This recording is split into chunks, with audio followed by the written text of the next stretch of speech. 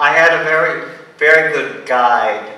Seelan had structured the entire project and arranged for all the people I would get to talk with, so that I mainly responded.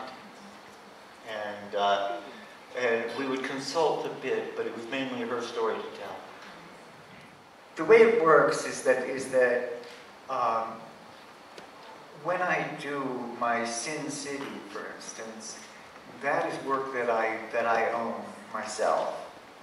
Whereas if I'm working on a character like Batman or Superman, those characters are owned by the publisher, and the work has to be done for that publisher.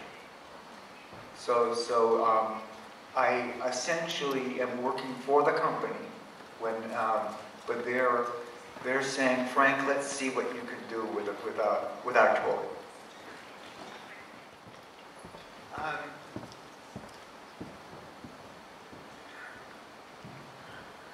When I approach these characters who've been around for such a long time, I try to look at them as if they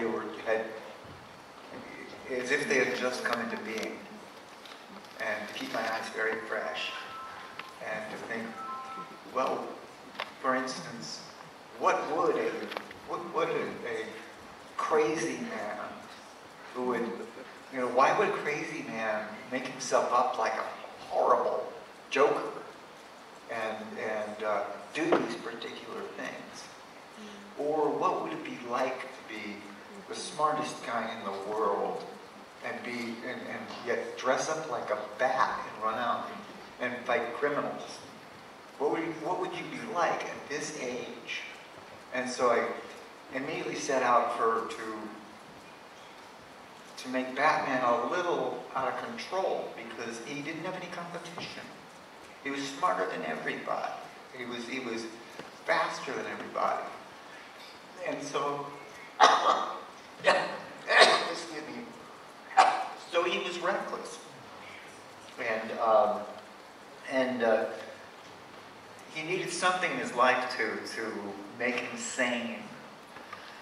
And he was lucky to come across this boy who became his sidekick.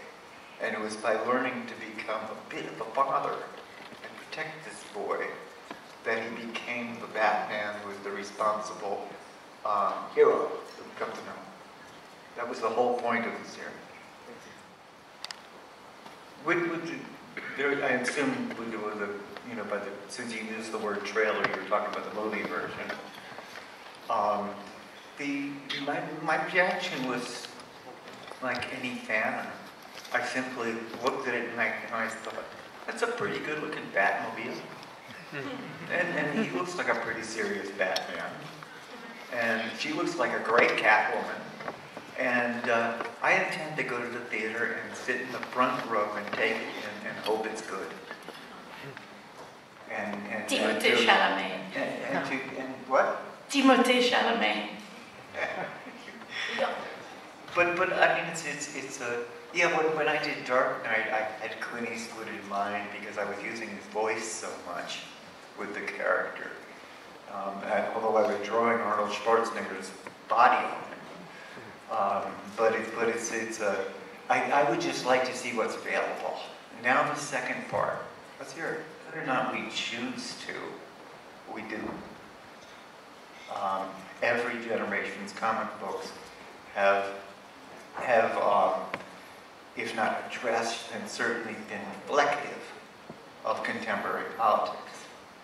In 1940s, comic books were all about World War II. In the 1950s, they were all about the Cold War. And so, since it's cartooning and you see cartoons all over your newspaper, then why not use that aspect of it? That's why I did so much of that in Dark Knight. But we will cartoon whether we intend to or not. So I would just rather use our intelligence and our actual beliefs to the power of the cartooning than simply do what everybody expects us to do. To honor the Spartan warriors. And if some idiots want to misinterpret it, that's their problem. About the first part, about your recent You've been many. Yes.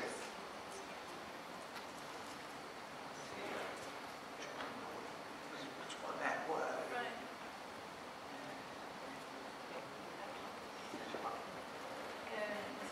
Maybe you've been many times to Greece. Yeah. But he said specifically Like because it's of the Right, or Greece. Greece. Yeah, I've been to Greece several times, and in particular one wonderful trip where I was on a study tour to the archipelago, I find myself swept up in the history each time. I've also got to say I get swept up in the food and in the lovely people there. But but I'm specifically trying to remember something about the Thessaloniki.